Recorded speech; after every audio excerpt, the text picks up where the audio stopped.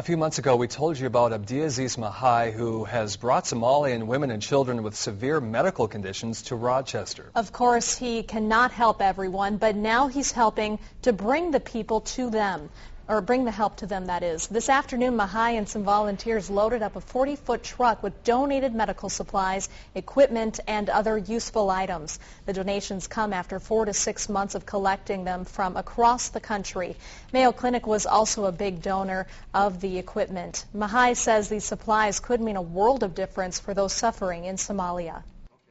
It's helping children and women who need medical attention. Somalia has been civil war and has been closed a lot of hospitals.